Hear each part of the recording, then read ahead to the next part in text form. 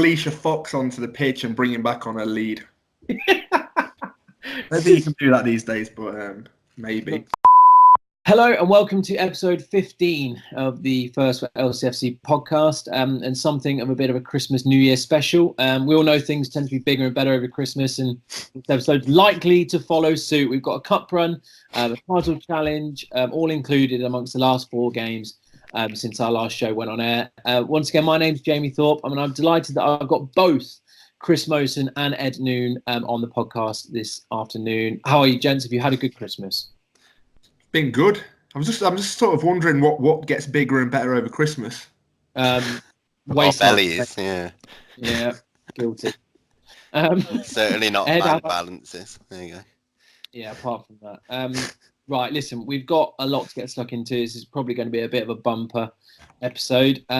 So I think we'll start with the biggest of the recent games, 2 games which have greatly affected our standing in this year's title race. Of course, I'm talking about the very disappointing losses to both Man City and Liverpool. Chris, is it fair to say that on the day we were simply outthought, outpassed and outplayed, or do you think there is something that we could have done and approached the match in a different manner?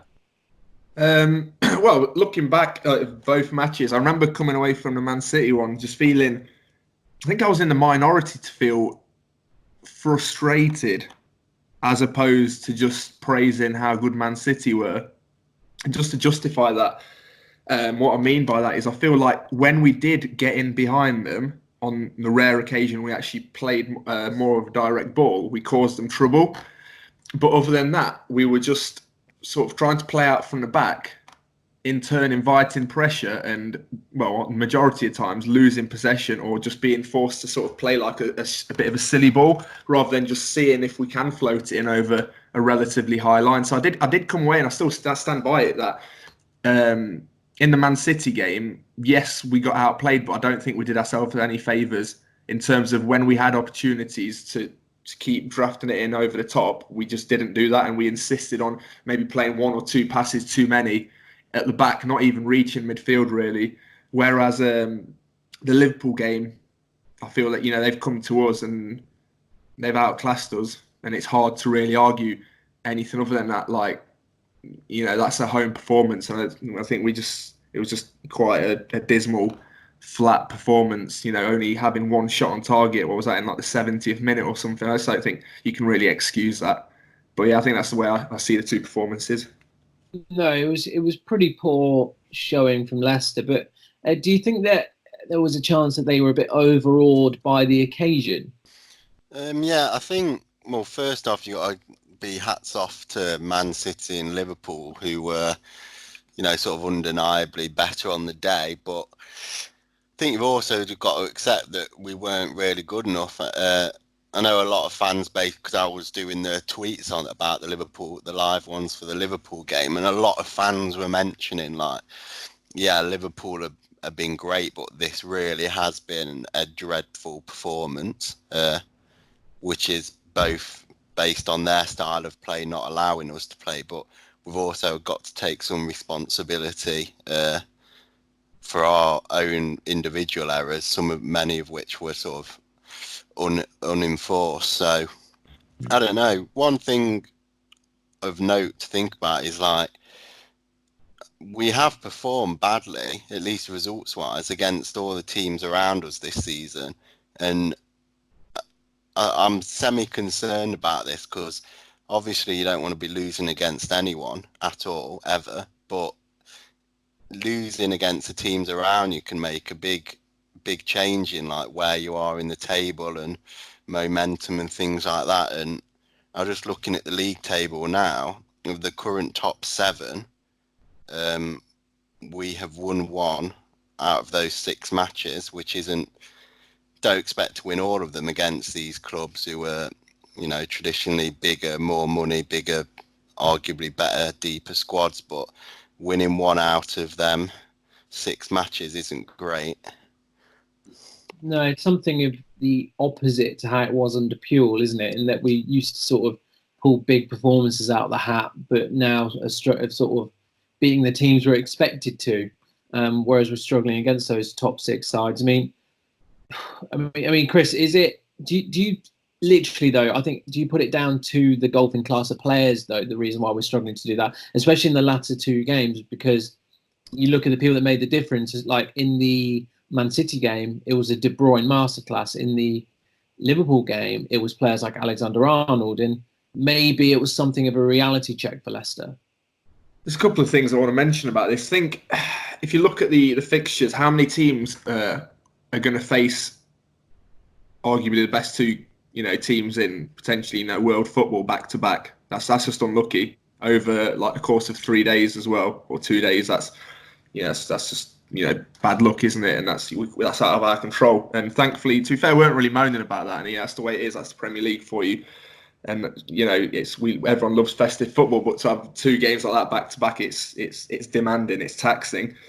In terms of, I think something I want to comment on is the structure, the way we set up. And so far this season, when Rodgers sees something ain't going well, he doesn't hesitate in changing it. I think very early on in the Man City game, we could see that Mahrez was being allowed, literally plenty of meters of space in front of him, purely because of the way that De Bruyne was creating space in the middle of the park. I'm not a manager, but just from looking at how it could have been combated is to make a substitute, to maybe put three at the back and play more of a flat back 5, just to really pad out that defence. To compare it sort of the way that Wolves have set up against Liverpool in terms of Sunday's fixture, and obviously they've changed it as they start chasing the match. But I feel that's something that could have been potentially done.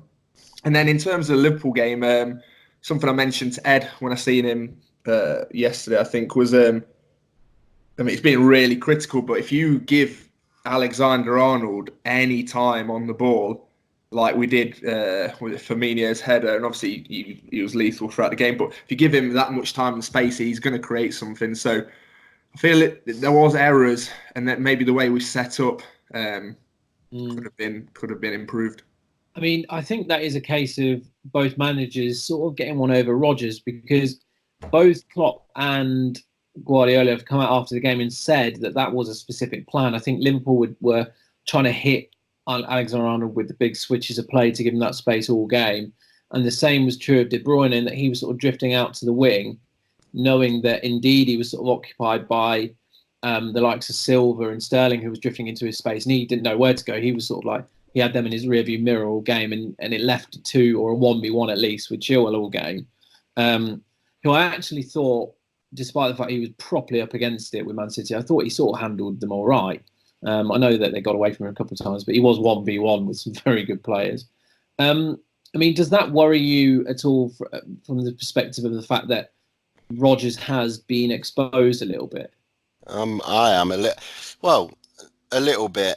Like, going back to what I was saying about the league table, there is like quite a gulf in sort of the difference between how we're performing against the teams around us and the rest, which would suggest these, bigger clubs, better teams have perhaps, they've sussed us out a little bit, or at least they can quash our better players and limit our opportunities. Like, looking at it now, the top 6, we have won 1, drew 1, and lost 4.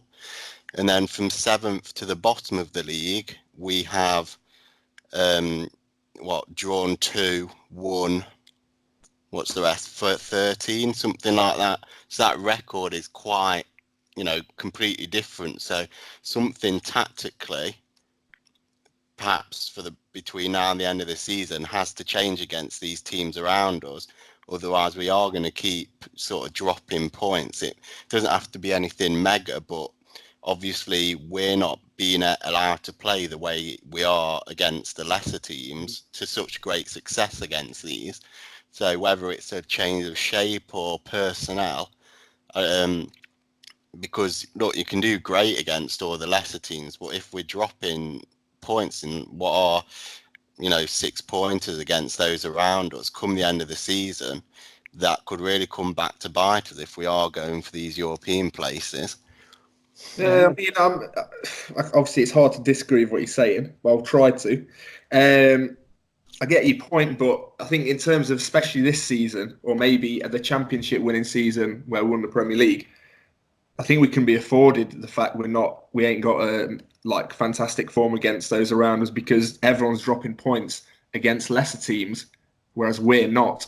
So obviously looking at the table, as you've referenced, I think I don't feel confident still in saying someone like Man United or even still Spurs are going to necessarily click by the time that they need to. They might put together like a run, but in terms of finding consistency, I think obviously Ole Gunnar Solskjaer he's still rebuilding that team, and I think Jose Mourinho won't be happy until at least the end of the summer in terms of the players he's got and the system he wants to play. So, for me, I do think that top four is relatively wrapped up, because we can be afforded maybe not to be picking up constant 3 points against those around us, because people are dropping points willy-nilly. I suppose you can also take a little bit of encouragement by the fact that the 4 games we've lost are against Liverpool, Man City and Man United. I mean, we're a bit unlucky in 2 of those games, and we've only really been properly outplayed twice. And I've got to say that, you said it was unlucky with the scheduling. Those were also 2 of the best performances that Man City and Liverpool have put in all season. Liverpool in particular, I think that was probably the best they've played in the Premier. Like they were sensationally good. And I think we've just been a bit unlucky in that it happened to be against us, which wasn't particularly ideal. One thing that did worry me slightly is because, Chris, we spoke before the game against Man City about how it was a bit of a battle of 2 pressing teams. I think it's fair to say that Man City hugely outpressed us, especially the fullbacks, which put a lot of pressure on our centre halves, who are not good enough to play that with that speed and that pressure on them at the moment. Is that something that you think we've got to be aware of now going forward, in that they are probably going to see more of the ball as people try and suss out how we play? Yeah, I think it's a bit of both, isn't it? Obviously, if you get impressed by better players, then you have even less time. I mean, we're obviously talking like split seconds and stuff, but I do feel like getting impressed by Man City and Liverpool, even psychologically, is going to put more pressure on you than maybe a lesser fixture, if you like. But I do think that obviously, if this is the style that Rodgers wants to play, then obviously this is something they're going to be working on in training every day, and hopefully that's going to make them better players. But I think fundamentally it's you need to know when to play, because that's what I mean when we're inviting pressure and we're just being forced to either sometimes literally kick the ball out of play, or literally play the ball that one too many times where we're just putting someone under pressure rather than just releasing that pressure valve and just playing one over the top. And I think we have got ourselves to blame. Obviously, we don't know what Rodgers wants. Is he literally saying under no circumstances are you to sort of be playing out? I can't imagine him saying that. So I think the players have to be put to a bit of blame that maybe they're just overplaying it rather than using a bit of common sense and relieving that pressure, short term at least. Yeah, it did seem that against Liverpool in particular, we were very sloppy in the middle as well, weren't we? And we gave it away sort of time and time again. But positively, though, I think one player who has come out of both games with a fair bit of credit to his name is Soyuncu. In particular, for a centre-half to stand out and be sort of highlighted as a good player in a 4-0 drubbing must say a lot about how he played. I thought he dealt with Salah very well indeed. But having said that, obviously Wes has come in for the West Ham game, which we'll cover. But do you still think that perhaps we need a little bit more cover there should one of those 2 get injured? Well, it's an interesting one. Obviously, in our last podcast, I forgot the guy's name. I think it's all gone quiet on it. But there's that young lad from, is it Juventus? And yes. At the time, I didn't actually know a lot about him. And then there was stuff floating around on social media. And again, it's only the best bits you see on social media. But again, if we are to sign someone who's confident with the ball at his feet, then I said at the time it's not a priority signing, but maybe it is. Obviously, it can't be bad to have a bit more competition for places, and especially if you take players' ages into account. Yeah, exactly. Is there anywhere else in the squad, just while we're talking about January, that you both are looking at now, because it is imminent? The window's opening shortly. Do you think that the last 2 games have shown us where else we sort of might be a bit deficient? I don't know. I also add the fact we are still a young team, so it's not like this is the finished article and we need to swap players in and out. At least theoretically, each player in their respective positions are going to improve game on game. So, if we are evidently still a way off these teams, there's absolutely no shame in that. It doesn't necessarily mean there needs wholesale changes, but like we've said on previous podcasts, whilst I think we're probably okay for now, if we do get into Europe next season, we're definitely going to need, like we just say, a centre back there and probably another winger to into the first team. Yeah, I think that is somewhere where we seemingly lacked. But I think one place where we don't lack in the moment is up front. It was quite an interesting stat that came out of it, which was just showing against Jamie Vardy again that he's the competition's top joint scorer against both Liverpool and Man City since he made his debut. The guy has definitely got class. But obviously he is one guy that missed out against West Ham. 9 changes made in what was an important game actually in terms of getting the momentum back and putting a bit more confidence back into our step. Ed, it's got to be quite pleasing for obviously all Leicester fans to see that sort of strength and depth and for them to come through and get 3 points. Absolutely. I remember saying to Chris that was for me anyway one of the biggest games of the season, because even if we get a draw out of it, like 4 games without a win, that'd be, and other teams around us picking up wins, that cushion we've built is getting smaller by the week, and obviously you'll have the sort of psychological side of not picking up a win in a while. And I was very concerned when the team news was given out, to be honest. Like I expected changes, but that was like wholesale. Did you say it was 9, something like that? And some of these players, like Mendy, for example, haven't played for ages. Mendy, I'm just looking at his figures now. He played 2 minutes away at Sheffield United. Yeah.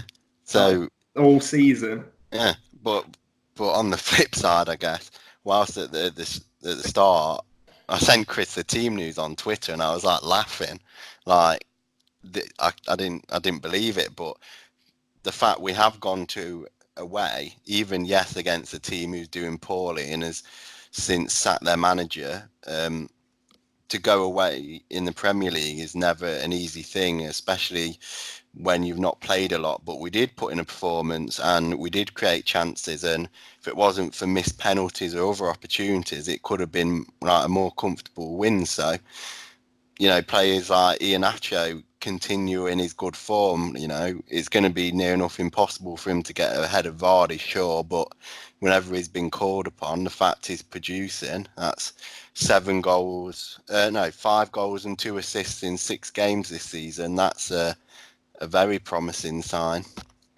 I mean, Rodgers has got a lot of headaches heading into the Newcastle game because of some of those performances. But also, it looked like Leicester were playing a bit of different shape against West Ham as well.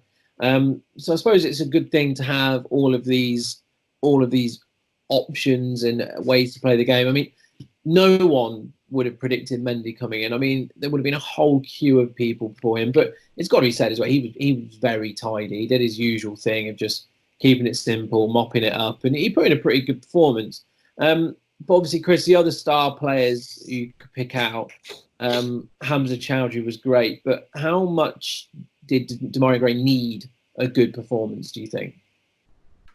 Yeah, I'm just looking at the team just before I make my next statement and say that Gray was one of the more senior players, not in terms of age, and I don't have his appearances in front of me either, but so maybe psychologically he just felt like, come on, I've been here one of the longest now.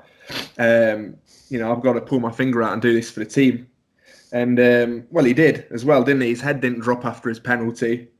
A few question marks as to, whether, I think you mentioned Fuchs, maybe if you just want an absolute sort of pile driver, he's probably more guaranteed. I think in penalty shootouts, Fuchs is always one of the first on the list, isn't he? So, but yeah, I think in terms of the shape, I mean, it does cause him a headache as well, because there's no way Perez is going to play ahead of someone like James Maddison if both are 100% fit, raring to go. So, and I think we've seen Perez really come into it as well yesterday, a bit more confident. Obviously for the second goal, really good run, didn't go down. Yeah, and I probably agree with you. And like you said, I think Perez in that number 10 role, a bit more advanced, and running through the middle looked like a completely different proposition. And that is obviously his preferred position too. Another great performance from Iheanacho as well. So he's been involved in 5 goals in his last 4 games as well. And considering he's only started 1 or 2 of them, that's a pretty good return. I mean, Ed, we sort of joked about it a bit a few weeks ago when he first burst onto the scene. But do you think now he's really shown signs of being that long-term, not replacement, but definitely for now backup to Vardy? Yeah, definitely. And the Vardy replacement is not going to be like, one day Vardy's number 1 and plays 38 league game season. Next moment he's left the club and never plays. I imagine there will be sort of a weaning out process, and during that, Vardy will still play and Vardy will still score. So not even all of his goals are needing to be replaced. We just need more players to be capable of chipping in. And Iheanacho has shown that he can do that thus far this season. Sure, it's just been a great month for him, but if he can continue this, then it's very promising indeed that we've got players like him and Maddison and Perez and other players who could get 10-ish goals a season, and that's something I feel like we've not really had several players before who can do that at the top level. No, but he certainly seems to be proving it. I thought he was on it again yesterday in his confidence, and he just seems like a completely new man. But another guy who made a rare start was James Justin. Because I know you didn't see the game, but he was brilliant. He's energetic. He's quick. He seems fairly comfortable on the ball. And a few fans have been talking on social media about whether in the next game we should be looking to put Justin at right back and Pereira on the wing. What would your thoughts on that be? It's an interesting one. I've not seen that myself, but now you've put it to me, I can see that working. I think just to comment on Justin, first of all, yeah, by all accounts, listening to the commentary in particular, he just seems like a real good piece of recruitment. They've obviously scouted out a player who they saw had potential, and he's had to wait for his opportunity in the Premier League. This is his first start, isn't it? But he's had a couple of minutes before this, and obviously cup appearances, and he just does seem like a really good player. So yeah, it would be a shame to see him sort of be left on the bench. Obviously, the negative of playing both of them is, if one gets injured, you're doubling your risk there. But we can't look at things that way. That's a negative way of looking at it. I'd be interested in trying that out, to be fair. Whether or not, well, to be fair, now I think Newcastle away, it's a good opportunity to do that. I'm just thinking how dangerous Ricardo could be if he's even more advanced from a starting position. It's exciting, yeah. Well, it's nice to have that option, isn't it? I mean, I'm not sure it's something necessarily that I'd go for next game, but hey, just a word on West Ham as well. Having watched the game, they were atrocious, just so lacking in ideas. And considering some of the players on the pitch, really struggled to see how they were as they were. I mean, not in their defence, but they did make 7 changes from their previous outing. But I'm just looking at the table. Yeah, they are really in danger of they're in a relegation battle, aren't they? As it stands. No, they absolutely are, and on that showing, it's no surprise really. And obviously, I'm enjoying people say that Leicester's B team have beaten West Ham's A team, but yeah, as you said, they did make a fair few changes. But looking ahead for Leicester, it was an important win. It has given us a little bit of momentum. Momentum that was sorely needed. And the next game is on New Year's Day, away at Newcastle, a team who've been, sort of dragged themselves a little bit out of the relegation picture, but are still only 7 points clear of Villa in 18th. as we said, Rodgers has got a lot of headaches. Does he stick with the shape he played at West Ham with a number 10? Does he go back to his 4-3-3, and who starts? So, I mean, first of all, let's talk about the defence, because we've had Evans has played both games. He's the only outfield player to do so. Who starts at centre half, Ed, for you in our trip to St James's? Wait, can I just make one very minor quick point on No. it is about defence. Maybe I would not want Ricardo on the wing because he's such a great fullback. But given what we said earlier about us doing so poorly against the bigger teams, maybe that's something we could try out against them, where we have, someone who can be a great attacker, but perhaps he'd also offer more defensive solidity out-wise than a out-and-out winger such as Barnes or Gray. I don't know, not thought about it, but just popped to mind. But for Newcastle away, I would have Soyuncu and Morgan, rest Evans. Think this is a good fixture for Morgan against the likes of Carroll and Joel Linton, or however you pronounce it, where they will put balls up to them, and that's his what's the saying, meat and gravy, I don't know. But it's interesting you should mention Carroll. Since Opta Stats started, didn't he win the most amount of aerial duels in their last game? Put big Weds in there, that's what I'm saying. Well, no, interestingly, in terms of speaking about defensive capabilities, not sure if you guys know this, but Newcastle actually have the joint best home defensive record, conceding 9 goals, which is matched by Crystal Palace, Man City, and ourselves and Liverpool. So, obviously defence is there to be breached, but that did surprise me. I think I heard that on Match of the Day first yesterday, but I was double checked, and it is categorically correct. Yeah, I mean, that is something that really surprises me as well. They've only conceded 9 goals at home all season. Would not have seen that coming in the slightest. I mean, they have also only managed to score 11, which is a full 8 behind us at home. And it's only Watford and notorious goal-shy team Crystal Palace who haven't scored as many. But I think Wes did put in a pretty good performance. He does scare the life out of me whenever he's on the ball. But also credit to him for trying the flick in the near volley that would have been our goal of the season, in my opinion, purely because it's Wes that scored it.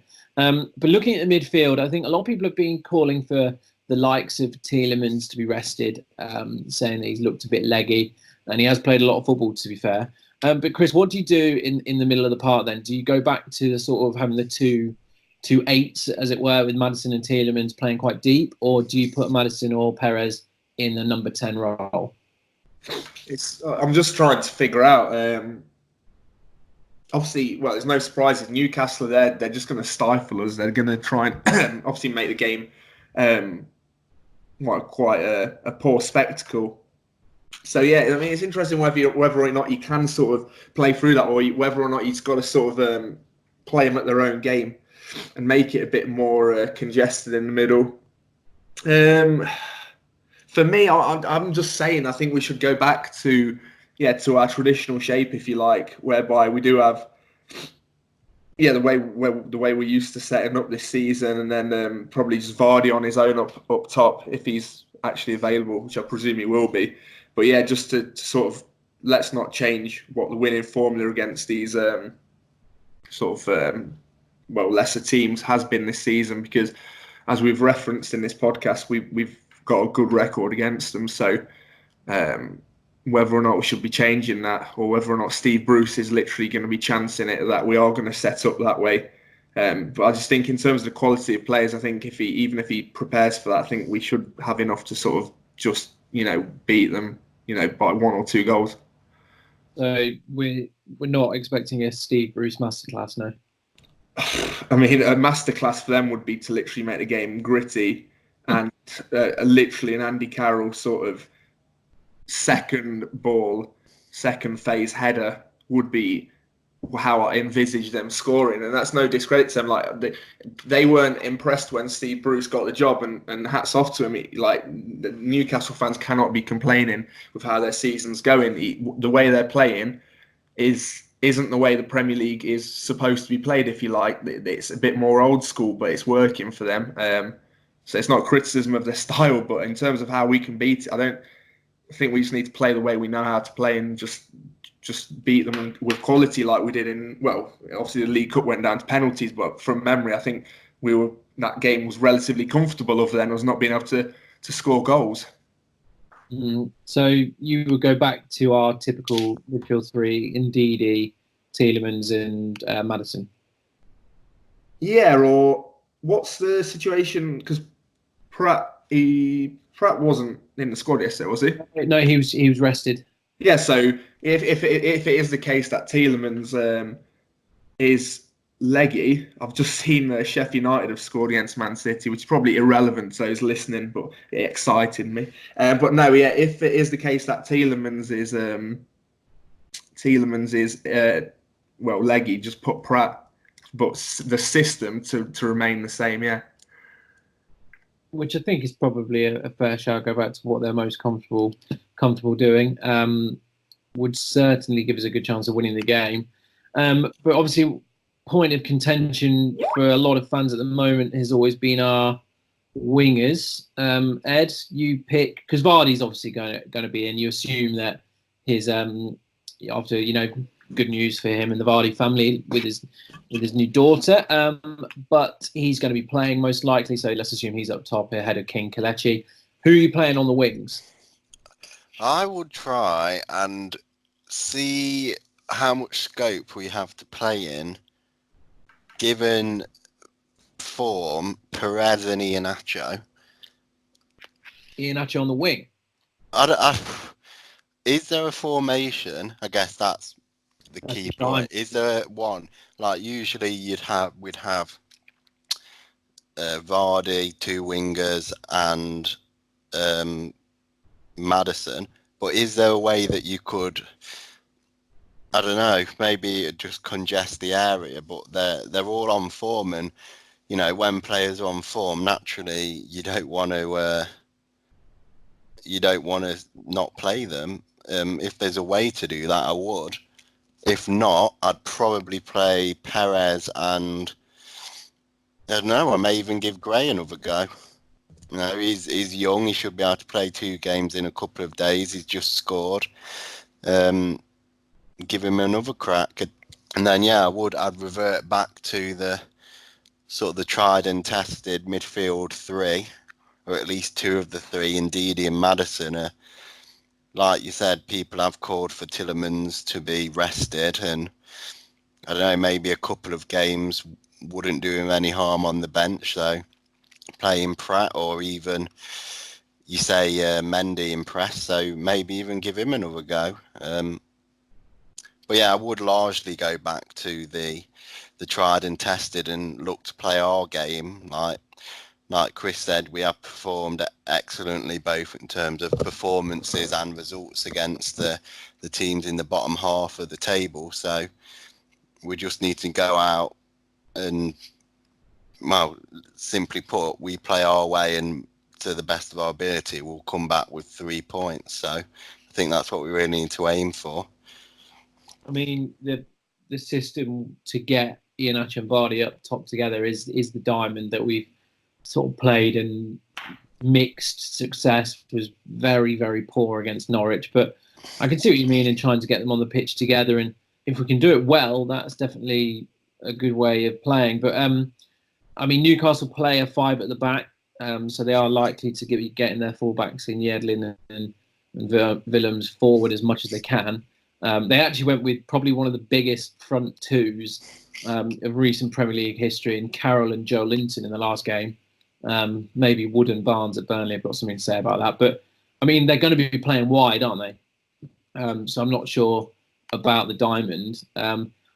Albrighton played okay against West Ham. He does what he always does. He works very hard. He put our balls into box. He did give it away in the middle quite a lot. nearly got us in trouble once or twice. So I'm not sure about him. I just feel like he's a sub waiting to happen these days. Like, obviously, I won't say a bad thing against him because of what he's done for the club and, like you say, his work rate. But like, if you were to start him in any game now of importance in the league, it's like you sort of guaranteeing you're gonna bring him off no matter what's going on in the game. I imagine. Like, yeah, he was looking a bit fatigued yesterday, but maybe he has his work rate and his age working against him. Yeah, I mean, he's an extremely, like Ed says, he's an extremely useful player to have around, and he has got that quality on occasion. So it's quite handy. I would personally play Gray. I think that he just something seemed to be different. He released the ball at the right times more often than not, which has forever been his problem. Is sort of getting his head down. So it'd be good if that can be consistent. We've got a hell of a player. So come on, let's next on the line again. Prediction time. Chris, go on. You go first, so we can try and copy it. Yeah, no, it's just worth noting that Man City went to Newcastle at the end of November and drew 2-2, and Newcastle also beat Man United on home turf. However, they have just lost to Everton. Having seen the highlights, Everton didn't play spectacularly.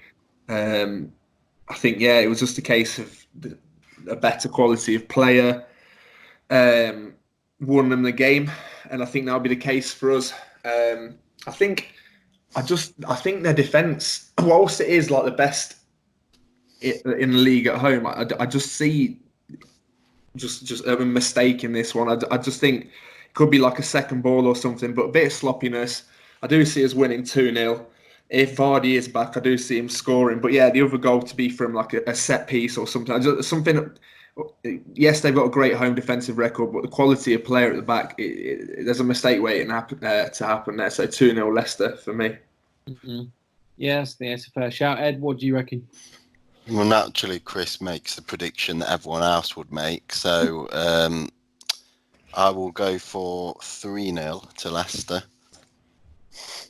Because I simply think we're better than them, and we play our game. I don't think they'll create a great deal, and hopefully we will, live off the confidence gained from the last result and, start 2020 off with a bang. Fingers crossed. I mean, at home they just try and make it a terrible game. I think we've got the quality and hopefully the fresh legs to see through that. I can't see them scoring their top. I mean, I'm never right with my predictions, but their top goal scorer at the minute is John Joe Shelby on 5. They've got 5 players who have scored 2 goals and 4 of them are defenders. So I think that says everything you need to know there. And also they just need Bobby at defending set pieces, which is a strong point of ours. So I want to say, well, both of your 2 predictions is what I would go for. So I suppose all that's left for me says 4-0, isn't it? Which we did beat them 5-0 earlier in the season. We did. Lest we forget. I'm not usually this optimistic, though, am I? I'm just going to maybe come out in a bloody rash or something. It doesn't feel right. But I think, go on then, 4-0. I'll stick with it. I'll put a quid on it as well. I did actually forget obviously this is the second round of fixtures now. Yeah, they were awful that day, weren't they? It was that Sunday afternoon. That was. I think they had somebody sent off. They did. Hayden got sent off after about 40 minutes. But we were already 1-0 up at that point. And then they just completely capitulated and fell to pieces. To be honest, they were terrible. So yeah, well, fingers crossed that would stand us in good stead in the league. Obviously, looking forward. Whilst we're in the vein of predictions, we are rather going to have a look at how we see the season panning out now that we're past the halfway point. But now, Chris, I'll put this one to you first and foremost.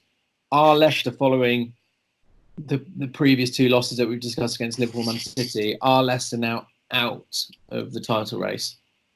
A question which you're going to hate, probably. Leicester, like right now, Liverpool have got a game in hand and they're 13 points clear at the time of recording.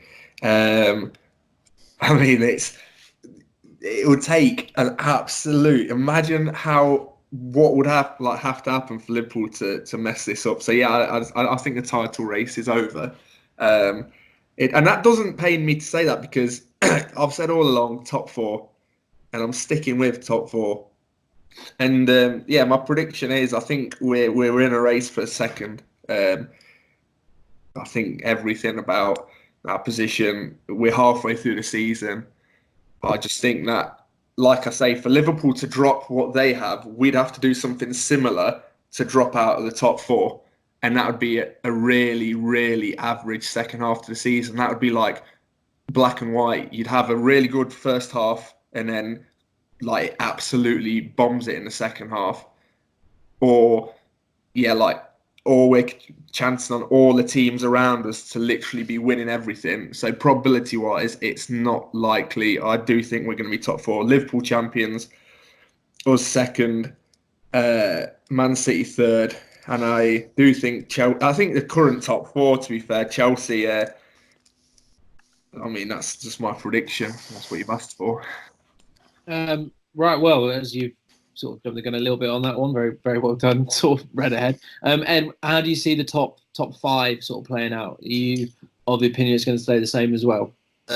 So yeah, I've always said I won't make a prediction until now, but now there's going to be a little bit less sitting on the fence, which I'm sure you guys will be happy to hear. So like Christian, I think Liverpool are going to win the league. However, in contrast to Christian, I think Leicester City are going to finish fourth, which, yeah, at the start of the season, we got offered that. I think we'd all be absolutely ecstatic, and it will, even now, it gives us a shot at Champions League football next season, which would be terrific for the club. So, yeah, I think Man City will finally pull their finger out, and they'll come second. And then I think, I don't know why I think this, but I think one of Man U or Spurs are going to pull their finger out and go on a mad run between now and the end of the season. It will pip us to third. I think Chelsea, as we've seen in recent form, may well drop off, and we will be fourth. But I think it will be very close between third and fourth for us. Do you want to just what you told me? Do you not want to repeat what you predicted yesterday when I was at your house? If Leicester lost? No. Well, basically, if this is what I think it is, I said if Leicester lost against West Ham, and we were doing this, I think I would be borderline predicting 4th/5th. No. I'll say what you said, and then you can disagree with me. You said there's going to be Tottenham are going to finish 10 points clear of Leicester City, meaning there's going to be a 22-point swing as of now. I did not say that. Yes, you did. No, yes, you did. Yes, you did. Yes. Why would I come out with that? Why would I random? You 100% said that. You said that. You said there's going to be Spurs are going to finish 10 points clear, albeit it was before the Norwich game. You said, perhaps I said that for the second half of the season, which is what they'd be required to do if they were to finish above us. They would have to gain between now and the end of the season 12 points. No, I'm willing to go one further, obviously, and there's no proving it. You definitely said Spurs are going to finish 10 points clear of Leicester City. And I was like, what? There's going to be a 20-point swing? Don't remember the 20-point bit. I said there will obviously be. Obviously, if we finish fourth, there will be a swing of at least 7 points if it's Chelsea above us. If it's Man U above us, there'll be an 11-point swing, and if it's Spurs, 12 points. I just think, I don't think we'll perform as well in the second half as we did in the first half, but that's not, in my opinion, a reflection of sort of us getting worse. I think we've just performed excellently in this half, and if we can get close to that in the second half, I think that would be a great achievement. So we've got 42 points now. I don't know what we could be aiming for, something like 30 to 35 in the second half of the season. I think that would be a very good tally. What would that be at the end of the year? About around 70 to 75 points. I think that would be an excellent I season. think if we end the season on 75 points in fourth, I'm not sure on previous seasons, but that's a very high average to finish fourth, I think. Well, yes, but And that's suggesting all these teams below us, as I've referenced, are going to have an amazing. They're just going to find. I just think one of them will. I think if Man City overtook us now, I don't think many people in the world of football would be surprised about that. So just one of the teams below us will have one of Man United or Tottenham will finish above us. Yeah, I think one of them. Obviously, if I say we're going to come fourth, I think someone out of the Chelsea, Man U, and Spurs will. And at the minute, I just think Chelsea aren't really. They've come unstuck over Christmas and it's won today. Yeah, they have a result today, yes. But I don't know. I just feel like maybe we might see some Mourinho magic. It's a prediction. If I'm wrong and we come second or third, I will happily. I'll be delighted. It's merely a prediction. And I was just take fourth now, I guess. You'd stand with your what you definitely did tell me, and I almost fell off the sofa when you said there's going to be a 20-point swing. But maybe there will be, and we can play this back at the end of the season. But I don't think there will be. No, I don't remember saying that. So listen, so you're saying in the next 18 games, we need to pick up. You would think we need to win 11 of those to get. I think that would be an incredible season. So that's 75 points.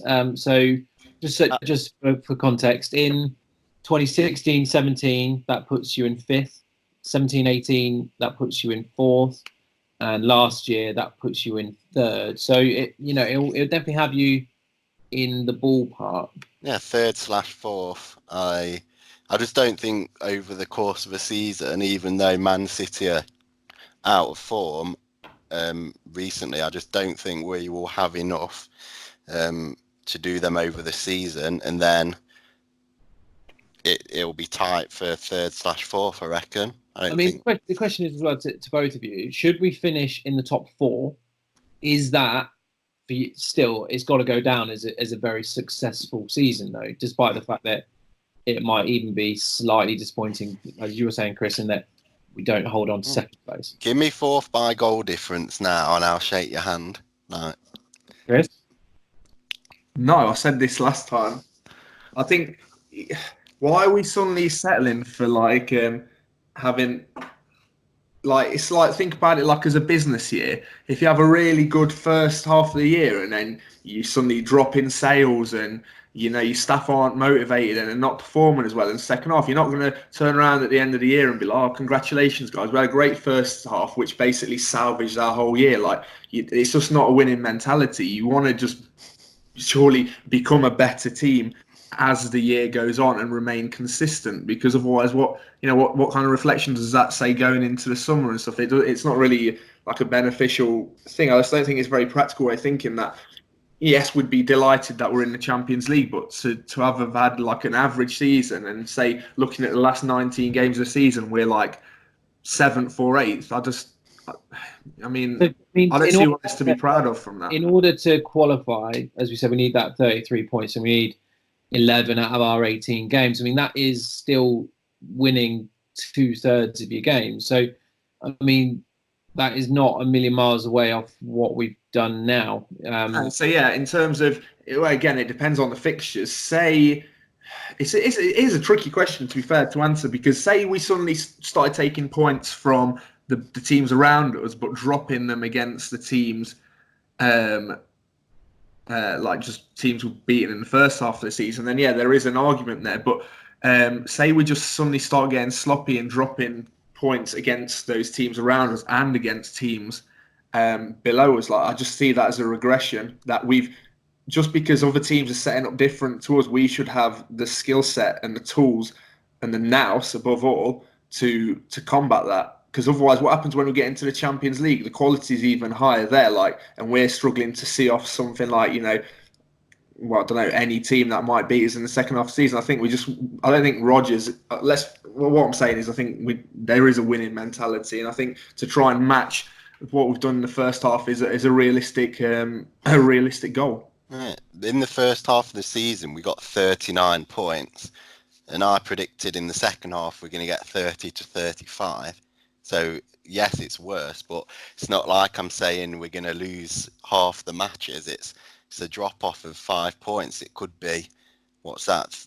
We may lose one game we should have drew, and drew 2 games we should have won, and then everything else is exactly the same. It's, that's 3 results really. I just think we've done great to get where we are. True. If we can get close to that, then let's take it. Okay. So the one thing I've missed out is, if that is the case, that we say got 5 points less in the second half of the season, and the only reason we suddenly came fourth is unrealistically because 2 or 3 teams, there have to be 3 teams below us have an incredible second half of the season. Then our standard hasn't dropped. I'll stand by the statement that if it's purely because we only get 28 points or something in the second half of the season, then I do think we've only got ourselves to blame. But if Spurs, Man United, and Man City, and Chelsea, which means we'd finish, 5th or 6th, all play incredible, then that's out of our control. But I just don't see that happening. I mean, at the minute we've got a nice gap between us and 5th and down to 6th. But it is pretty tight from then on in, so it shouldn't take, it is one of those things that we do need to continue to play well and keep that momentum, because there are a lot of teams that are vying for that spot this year, more so than in any previous year, because some of the teams have been quite poor by their standards. I mean, like you mentioned Chelsea and Man U, then you've got, Tottenham under Mourinho. Sheffield United seem to be continuing to confound everyone, and they're keeping their run going. Wolves have had some good results recently. Very unlucky with another VAR against Liverpool. And even, Palace, I think, that's where I'd draw the line. But we're going to have to, there are a lot of teams that are going to be looking for those spots, but we've certainly got it in us to do it. What's your prediction, Jamie? I personally think we will finish 4th as well. And I would take that if I'm coming off the fence. I think Man City have shown that whilst we've done incredibly well to muscle our way in between those 2 teams, and we definitely should take encouragement from that, there is a gulf between us and those 2 at the minute. They are in a sort of a league of their own, as it were, in terms of the quality of players they've got on the pitch. But don't take anything away from us so far. We deserve to be there. Chelsea, they're in a sort of a similar position to us in a lot of ways, in that they've got a young squad who are going to be inconsistent at times. So I think it'd be between us and Chelsea for that 3rd place. Man U, I hope to God they don't make it. It would make me so happy. But they seem to be irritatingly picking up points, don't they? And they finally managed to have got a formula in which they can score some goals. So it's going to be very, very tough. It'll make for a pretty enthralling end to the season. I think it is. Obviously, all the teams that we've mentioned, if they are to progress in their respective European competitions as well, that's extra fixtures, which we may not necessarily have. Depending on, even then it's the FA Cup, it's still less games than 2-legged affairs, but especially if they're also in the FA Cup. So, there's a little factor worth noting, because obviously if you win either of those competitions, you're in the Champions League. Christian, I've got a question for you. Oh God! I know what it's going to be. Would you? Oh God, no, we can't do. We are. Would you take 5th and winning the cup? You've already asked me this earlier in the season. But now we're halfway through, and there's a chance we've progressed into. We can do both. We can do both. They're not mutually exclusive. So you can have 3rd and lose to Aston Villa, or 5th and win the whole thing. What would you choose? Yeah, but I'll give you the same answer as what I did last time. Okay. I'd take the top 4 finish, but there's no reason why we can't do both. Is the realistic answer, isn't it? There's no reason why we can't. There is. We Got are in a draw great position. anyway. I mean, Villa is the draw that we probably would have wanted. And I mean, you've got both be pretty confident that we can beat Villa over 2 legs. Think so, yeah. Especially the first leg's at Leicester, isn't it? So I do think we need to go to Villa Park with a bit of a lead, but we've got a great chance. I mean, let's be optimistic. Why not? It's Christmas. Right. Talking about the other end of the season, other end of the table. Point, idiot. Obviously, at the minute, Norwich are sitting a little bit adrift on 13 points. Watford 16, Villa 18, and then you've got 4 or 5 teams all the way up to Arsenal on 24. Newcastle on 25. I'd say they're not safe yet, but that's incredibly congested. I mean, you could say that anyone from the bottom half of the table could go down. At this current moment in time, who are your picks for relegation? I'm going to go, in order of bottom. Norwich, West Ham and Bournemouth, I think, are going down this season. Just briefly justifying that, I think Norwich have been found out. They're playing, a good brand of football, but, you're not going to win. You just need to be a bit more sensible, to be fair. I think, conceding 40 goals in the first half of the season is atrocious. I think Pearson is going to get Watford out of trouble. I think Villa, they'll just have enough. I think West Ham, obviously at the time of recording, they've not appointed anyone else, but I just think there's big issues on and off. Apparently, it's going to be David Moyes. Yeah, I mean, and that apparently is a relegation sort of. He's one of these surefire people who's going to keep you up. Not for me this season. And Bournemouth, I think they just got. I think Eddie Howe's sort of magic has come to an end there. I think you've got good players on paper as well, but it's something's not. They're just not ticking this season. Like yesterday, they started with Wilson and Fraser, who were key players on the bench. So Bournemouth, West Ham, and Norwich. Okay. My prediction is I also think Norwich, because same reasons as Chris, way too leaky. I think Pearson will sort it out, and even just in his few games of being there, they've got wins, getting some good results, scoring goals, and they have got players who, when they do pull the finger out, are significantly better than relegation players. I think Villa may that'll be borderline stay up, but I'm going to say they will for reasons I'll explain shortly. I think West Ham, even if they get a rubbish manager, I just think they've got a decent side. They're not amazing, sure, but you'd like to think if the genuine threat of them going down comes, they will eventually pull the finger out.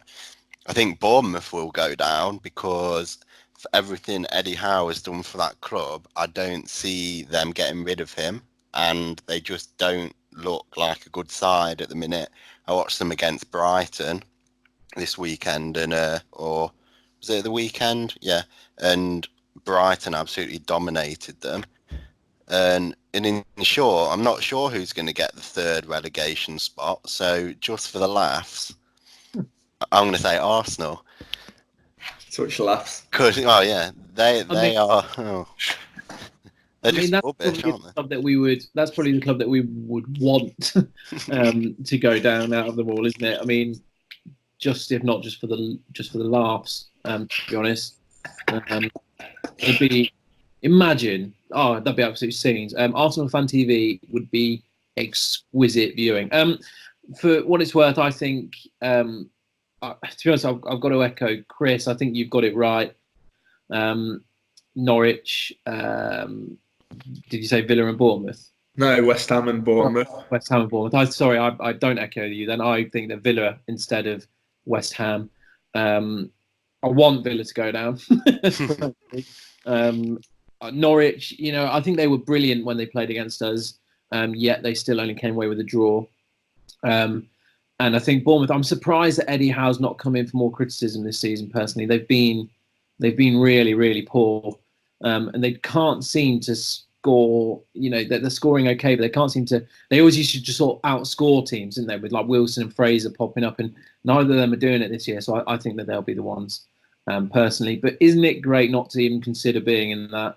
It's well, mathematically safe, so. That's it. What a result. Not mathematically safe, but on that, the 40 point thing.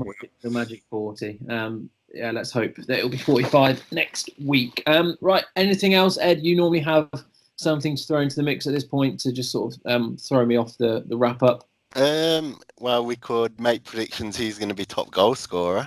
Oh, go on then. Golden Boot. Golden Boot. Let's have it. So just for context, at the minute, Vardy is obviously top with 17. Then you've got Pierre-Emerick Aubameyang on 13, Rashford and Abraham and Ings all on 12, and then Kane, Sterling, Sadio Mane and Salah, etc. Let's assume that Ings probably won't keep that up all season. Good for him if he does. But go on, then top 2 or 3 from you both, please. Chris, start with you. Obviously, I'm going to say Jamie Vardy. That'd be great. In terms of how many goals he's going to end with, I'm not sure what in terms of the table you're looking at. How many goals is he on? 17. He's got 17. Okay, so yeah. Imagine if he got 30 league goals in a season. Yeah. Jamie Vardy. I was going to say 25. 25. But yeah, obviously take 30. I think second, Harry Kane. And then annoyingly someone like Mane. Yeah, I was going. Yeah, Vardy, Kane and Mane will be the top 3. Vardy's going to win it by 4 clear goals. 4, nice man. Well, Vardy's record ever in the Premier League is 24 in the title winning season. So I think he will trump that this season. I won't pick the same as Chris because that's cheating. I'll pick 20. I think he'll score 27. So 10 in the last 18 games. I think we're going to have a hard Brexit top 3. So I'll go for Harry Kane second and Marcus Rashford third. They're going to be on around the 20 goal mark, whereas Vardy. That'll be very impressive. Again, I've not got the historic figures to hand, but actually I have. Last season it was won by Salah. Well, it was a 3-way split, and then he had 22 each. And then the year before that, Salah got 32 goals and Harry Kane got 30. So that was a mad season, to be fair. But yeah, typically it's the high 20s, I'd say. So if Vardy imagine if Vardy did get 30. I mean, that put him in another elite club, wouldn't it, of players who've scored 30 in a Premier League season? Well, he needs 13 in 18 goals, so he repeats what he did in the first half of the season, and he will get about 32. I don't know what the record is. Presumably it's someone like Alan Shearer or Kevin Phillips, but or maybe Ruud van Nistelrooy. I don't know, but obviously, but he had another goal scoring streak, didn't he? I mean, to do that back to back would be mad. But good luck to him, absolutely. Vardy is 3 short of 100 Premier League goals, which I think is remarkable, considering he's made 190 something appearances. I think that's a hell of a record, considering one season he was, like we've said before, was just out on the wing doing nothing in near goal, and then he sort of just rocketed on from there. Rashford, his highest. This is his best ever season with 12 goals in the Premier League. Last year he scored 10. The year before that was 7. So I'm hoping for England's sake he can sort of kick on and do a bit. I think Vardy will do it as you both do. I think he's just shown that class is permanent and he's just got bags of it. You can't write Kane off, but I would like it to be Vardy, Rashford and Tammy Abraham. I think an all-English top 3 with those 2 in particular would make me very happy because I just don't particularly like Harry Kane. But there you go. The record in a 38 goal season, 38 game season, sorry, is 32 by Mo Salah, whereas Suarez and Ronaldo have both scored 31.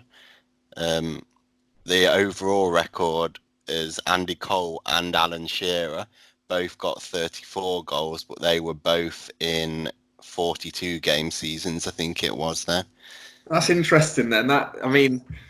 You just imagine Jamie Vardy having another record, which is well within his grasp. I mean, a hat trick, a couple of braces. What's that? That would be 8, 7. 7. Yeah, we're getting there. So it's exciting, actually. Maybe I'll just go for it. Like, why not? Another record. I mean, hopefully we can play Southampton again soon, and he can bag 7. That'd definitely help. But that would definitely cap off what has been a pretty good season for us. So let fingers crossed. Speaking of Leicester's sort of record, one of the things that we're going to talk about next year is a sort of a review of the year from Leicester City's point of view. And it'd be really good if people listening could send in your highlights and maybe even lowlights, or just things you think are notable from the past year. And we're going to count down our sort of top moments from Leicester City's 2019, which has certainly been eventful, as always. But on that note, and also any other feedback or anything, please do send it in, and be sure to subscribe. We are on all major podcast providers, and Chris keeps telling me off because I forget to put that one in. So I have got one last question. This is dead quick, and only you can answer it. Go on, you were at the game with the light show. Yeah. What did that even add to the atmosphere? Did it aid anything? And that's a permanent feature now, is it? I think it's going to be permanent. I don't think they'll do it to the extent they did against Liverpool, because it went on for ages. It's commented on the Liverpool game. Like, did it? What? Yeah. I'm a big fan of it, actually. I thought it was pretty well done. I mean, I'm hoping it was a one-off in terms of the length of it, but I think it'd definitely be good to do at more night games. I mean, whether it was just because we were playing Liverpool, but the atmosphere was much improved at the start. It was just a shame that they then had 2 clear-cut opportunities inside about 15 seconds and pretty much killed the atmosphere off until we got going again somewhere inside the second half. So, yeah, I was a big fan of it. I think, why not? The old boy in front of me was hating every second.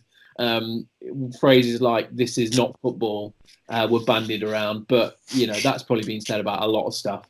I just feel well, again, this is not my opinion. Massive disclaimer, but I don't think we're doing ourselves any favours in terms of, like, the first it was the clappers, which again I was an advocate of because of the noise levels. But I think we're doing everything that is sort of making ourselves more of a sort of an entertainment value. But maybe that's what you have to do in football these days. I don't know. I'm not going to comment on that. But I think we're probably at the forefront of doing everything we can. That's maybe bringing a bit more of an artificial atmosphere and a flavour to the club. But again, whether that's a bad thing or a good thing, you're saying it's aiding the atmosphere. So for me, that's only a good thing.